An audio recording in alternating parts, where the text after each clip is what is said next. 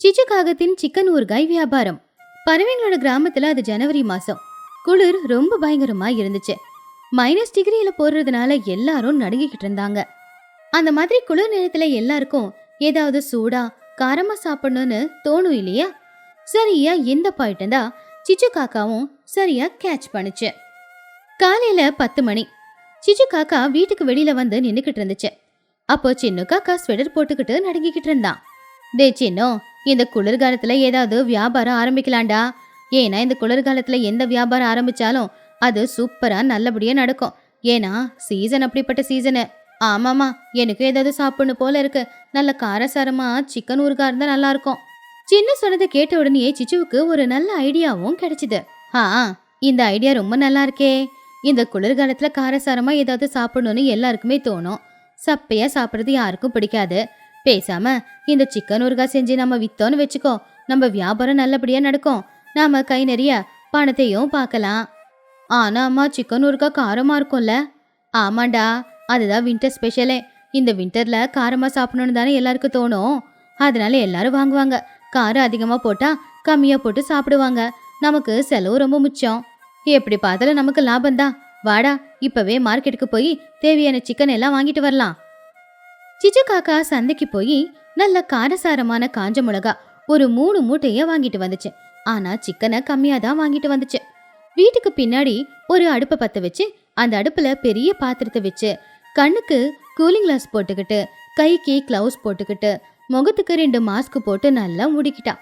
ஏன்னா சிக்கன் ஊறுகாய் செய்யும் போது அந்த காரத்துக்கு உடம்பெல்லாம் எரிஞ்சா அதனாலதான். சிச்சு காக்கா சமையல் வேலைய ஆரம்பிச்சுது. முதல்ல எண்ணெயை ஊத்தி சிக்கனை போடுவோம் அப்படின்னு சிக்கனை போட்டுட்டு, இப்ப முக்கியமான இன்கிரீடியன்ட் மிளகாத்தூள் அப்படின்னு சொல்லி சிச்சு காக்கா மிளகாத்தூளை அரைச்சி வச்சிருந்ததை எடுத்து அந்த குண்டால அப்படியே கொட்டுச்சு. குப்புன்னு புகை வந்துச்சு. அந்த புகைக்கு சின்னுக்கு தும்மல் தும்மலா வந்துகிட்டு இருந்துச்சு. ஆச்சு அம்மா, என்னம்மா இது இப்படி காட்டு வருது? காரம் அதிகமாயிடுச்சா? சிக்கனையே காணோம். எனக்கு என்னமோ காரம் ரொம்ப தூக்கலா இருக்கிற மாதிரி இருக்குமா. வாய மூடுறா. சிக்கன் அதிகமா இருக்குன்ற அவசியம் இல்லை. நல்ல காரசாரமா இருக்கணும். சாதாரண மாங்காய் ஊறுகாவே அவ்வளோ காரசாரமா இருக்கும்போது சிக்கன் ஊறுகாலாம் ரொம்ப அதிகமா இருக்கணும்டா. அப்படி சிச்சு காக்கா சிக்கனுக்கு ஏத்த உப்பு கூட போடாம வெறும் மிளகாத்தூளும் மசாலாவில கவர் பண்ணா. அதுக்கு லேபிளா சிச்சு ஃபயர் பிராண்ட் ஸ்பெஷல் சிக்கன் அப்படின்னு லேபிள் போட்டா. சின்னோ, டேஸ்ட் பண்றியாடா? வேணாமா, என் உயிர் மேல எனக்கு ஆசை இருக்கு. கஸ்டமர் சாப்பிட்டு பார்த்து சொல்லுவாங்க. அடுத்த நாள் காலையில சிச்சு காக்கா ஊருக்கு நடுவுல அவ செஞ்சிருந்த ஊறுகாய் எல்லாத்தையுமே வச்சு விற்க ஆரம்பிச்சா. துணி, சோட்டு, மகிக்கழுகு, பன்னு எல்லாருமே அங்க வந்தாங்க. அப்போ சிச்சு காக்கா ஒரு மைக்க வச்சுக்கிட்டு, வாங்க ஐயா, வாங்க வாங்கம்மா வாங்க. குளிர்காலத்துல குளிர் அதிகமா இருக்கா? உங்க எல்லாருக்குமே கோல்டா இருக்கா? தொண்டை கட்டிக்கிச்சா? பேச முடியலையா? சிச்சு விற்கிற இந்த சிக்கன் ஊறுகாவை சாப்பிட்டு பாருங்க, எல்லா கோல்டும் பறந்து போயிடும். அப்ப பன்னுவுக்கு ஏதோ சந்தேகம். அவ அந்த சிக்கன் ஊறுகாய் பாட்டில் பக்கத்துல வந்து, ஆண்டி, இந்த பாட்டில் மேல டேஞ்சர் சிம்பிள் ஏன் போடல? எனக்கு என்னமோ இங்க ஏதோ ஒரு லாவா இருக்கிற மாதிரி இருக்கே. இதுல சிக்கன் தான் இருக்கா இல்ல வெறும் மிளகா இருக்கா? அப்போ சிச்சு காக்கா சமாளிச்சுக்கிட்டு, சின்னோ, உனக்கு தெரியாதுரா.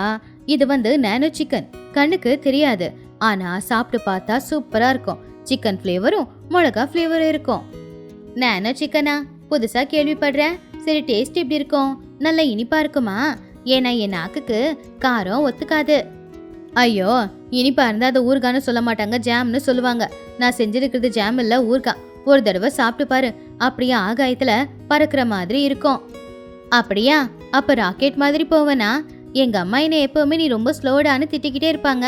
இதை சாப்பிட்டு ராக்கெட் மாதிரி காத்துல மிதப்பேனா எனக்கு கொடுங்க. ஒரு பெரிய பாட்டில் கொடுங்க. ஆனா டிஸ்கவுண்ட் ஏதாவது இருக்கா? உனக்கு எதுக்குடா டிஸ்கவுண்ட்? வேணும்னா மிளகாத்தூளை கொஞ்சம் ஃப்ரீயா தரேன், எடுத்துக்கோ.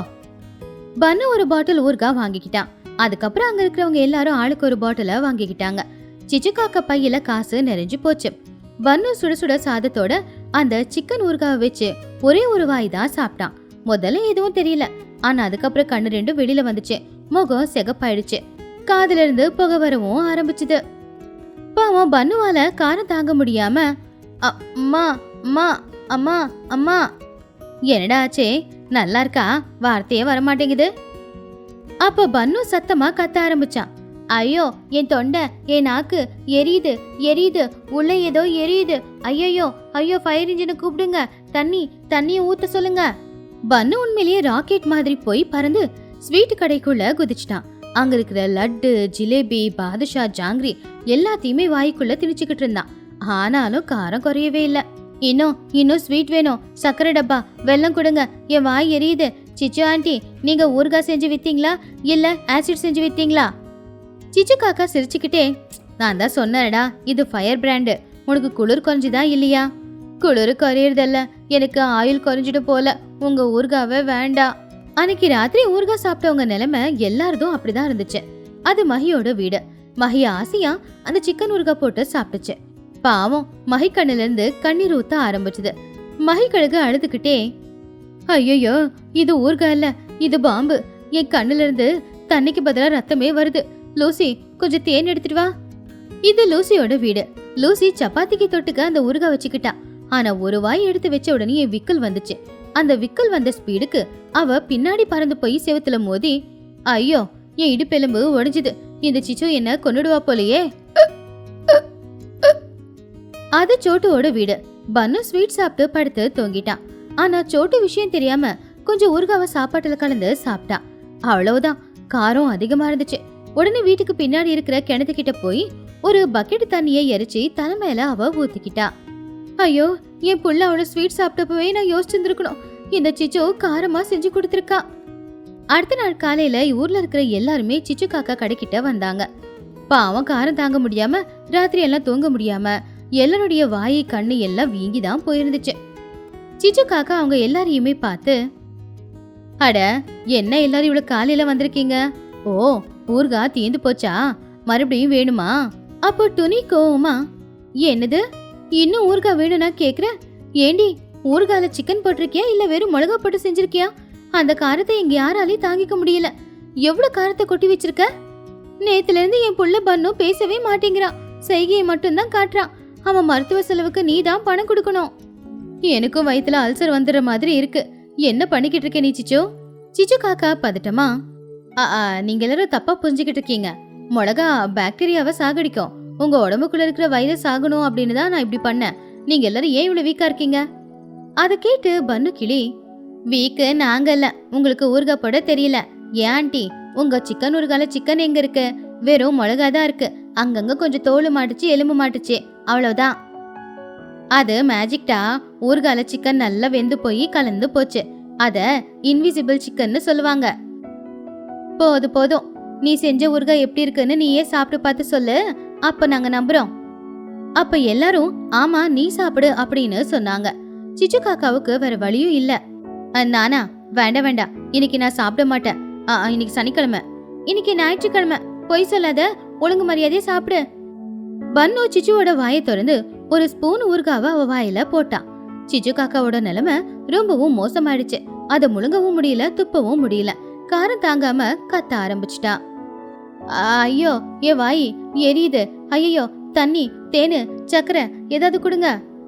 சிச்சு காக்கா அவசரமா அவ வீட்டுல இருக்கிற ஃப்ரிட்ஜு கிட்ட போய் அங்க இருக்கிற சில்லுன்னு இருக்கிற பாலை பச்சையா அப்படியே குடிச்சிட்டா.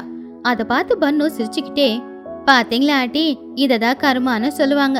உங்க ஊறுகாய் டேஸ்டே உங்களுக்கே காட்டிட்டோமா?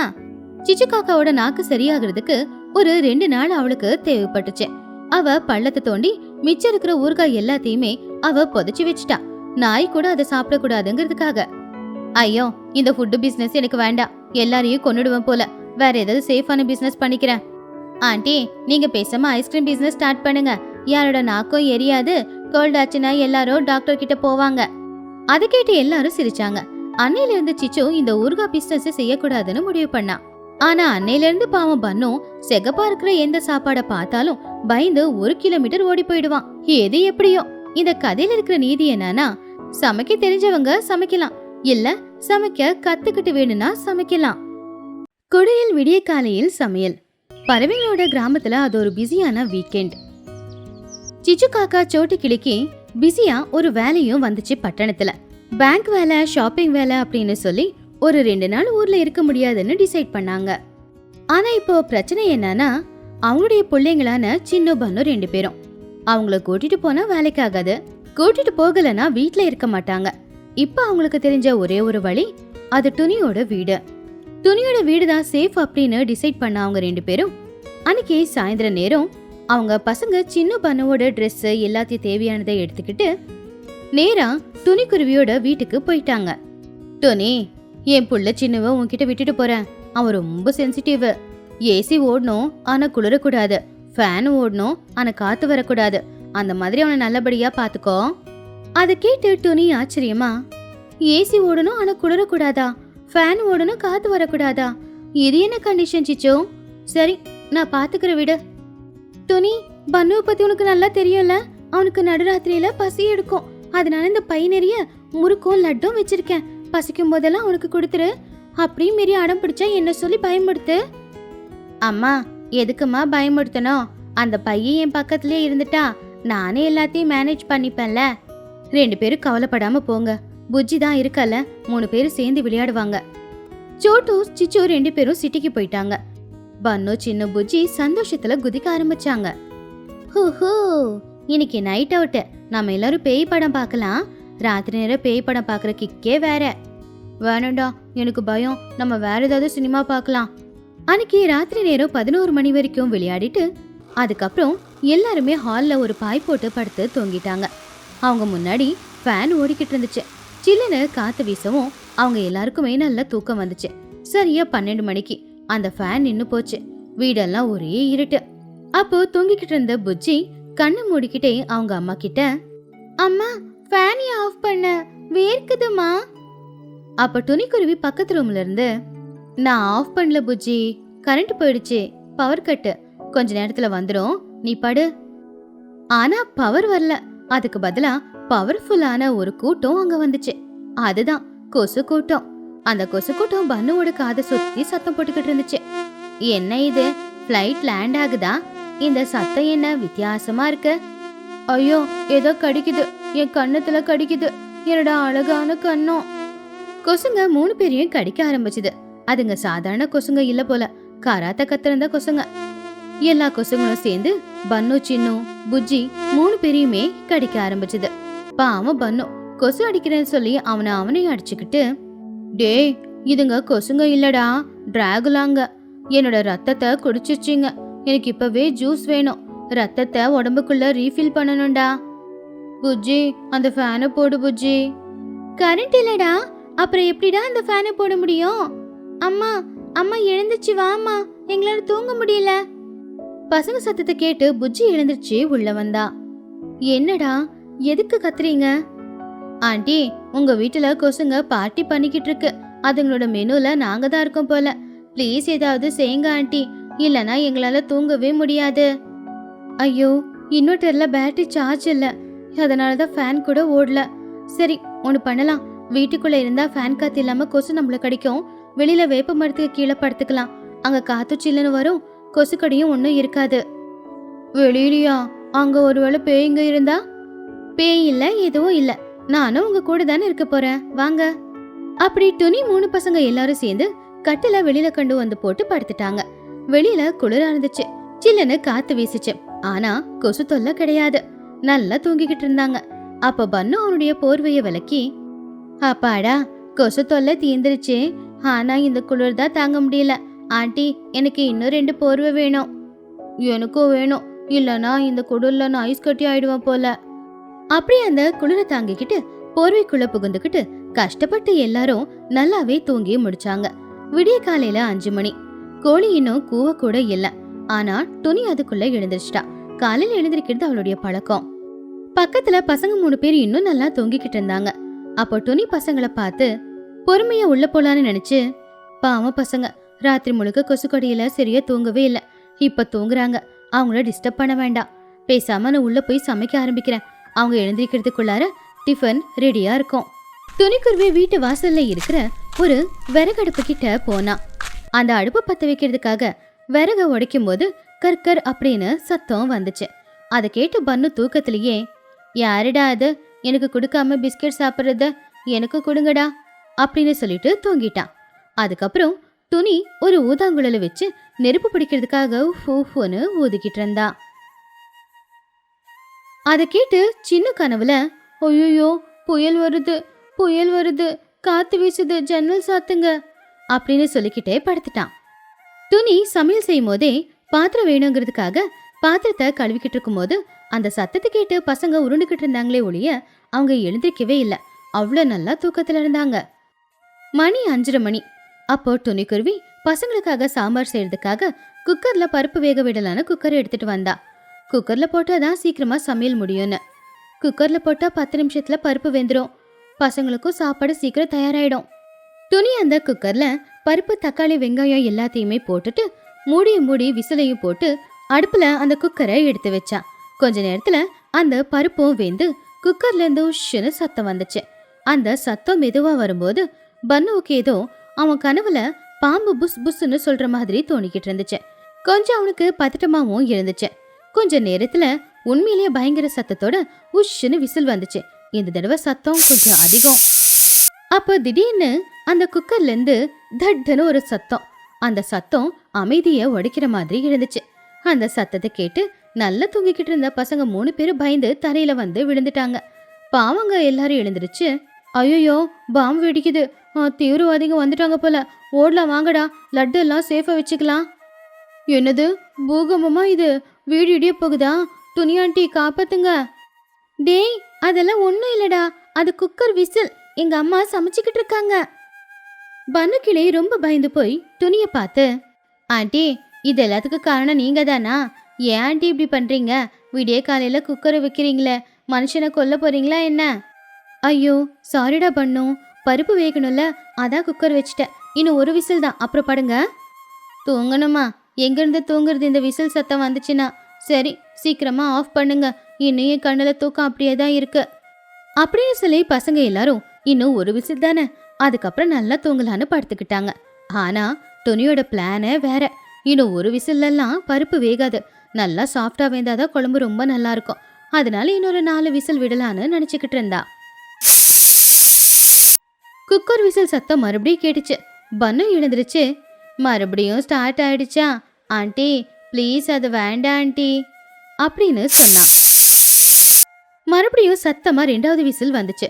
சின்ன காக்கா எழுந்திருச்சு, ஆண்டி ப்ளீஸ் ஆண்டி, ஒரு விசில் தான் சொன்னீங்க, 2வது விசிலும் வந்துருச்சு, காது வலிக்குது, தூங்க வேற முடியல. முடிஞ்சது சின்னும், இன்னும் ஒன்னே ஒண்ணுதான். அப்ப குக்கர் மறுபடியும் சத்தமா விசில் அடிச்சுது. அந்த சத்தத்தை கேட்டு பன்னுவுக்கு கோவமே வந்துருச்சு. அவன் அந்த கட்டில்ல எகிரி குதிக்க ஆரம்பிச்சான். ஆண்டி இன்னும் எவ்வளோ விசில்? பருப்பு வேக வச்சிருக்கீங்களா, இல்ல நல்லா அரைச்சி மாவு மாதிரி வர்றதுக்காக வச்சிருக்கீங்களா? ஒரு விசில்னு சொல்லி இவ்வளோ விசில் விட்டுக்கிட்டு இருக்கீங்க. இந்த விசில் சத்தத்துல நாங்க மட்டும் இல்ல, எங்களுக்கு தெரிஞ்ச ஊர்ல இருக்கிற எல்லாரும் எழுந்திருச்சிருக்கணும், எல்லாரையுமே நீங்க எழுப்பிட்டீங்க.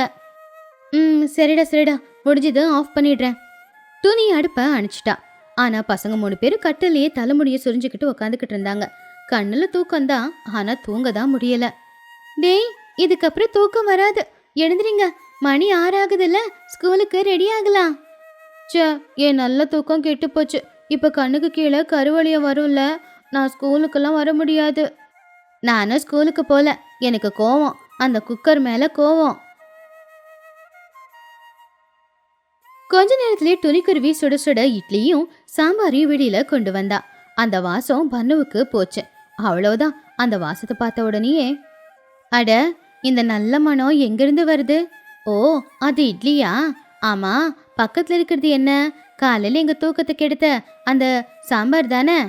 பன்னு உனக்கு பிடிச்ச இட்லி சாம்பார் தான் வச்சிருக்கேன், சீக்கிரமா போய் குளிச்சுட்டு வாங்க, சுட சுட சாப்பிட்டுட்டு ஸ்கூலுக்கு கிளம்புவீங்க, சாயந்தரம் உங்க அம்மாங்க 2 பேரும் வந்துருவாங்க. அப்போ பன்னு கிளி அந்த இட்லியை பார்த்து, ஆண்டி நீங்க இவ்வளோ நல்லா சாம்பார் வைப்பீங்கன்னு தெரிஞ்சிருந்தா இன்னும் ஒரு 10 விசில் வந்திருந்தாலும் நான் அட்ஜஸ்ட் பண்ணியிருந்திருப்பேன். டேய் சின்னு, புஜ்ஜி வாங்க குளிக்கலாம், இல்லைன்னா இட்லி ஆறி போயிட்டு போகுது. அப்படி சின்னு பன்னு புஜ்ஜி கிணத்துக்கிட்ட போய் குளிச்சுட்டு வந்தாங்க. குளிச்சு முடிச்சு தயாராகி சாப்பிட்றதுக்காக வந்தாங்க. துணியும் இட்லியை கொடுத்தா. பன்னும் சாம்பார்ல இட்லியை தொட்டு சாப்பிட்டுக்கிட்டு இருந்தான். வாவ், இட்லி சாம்பார் சூப்பரா இருக்கு. அந்த குக்கர் ரொம்ப சத்தம் போட்டாலும் டேஸ்ட் மட்டும் சூப்பரா கொடுத்துருக்கு. ஆண்டி நாளைக்கு காலையில இதே சாம்பார் செய்யுங்க, நான் இன்னைக்கு இயர்பாட்ஸ் வச்சுக்கிட்டு படுத்துக்கிறேன்.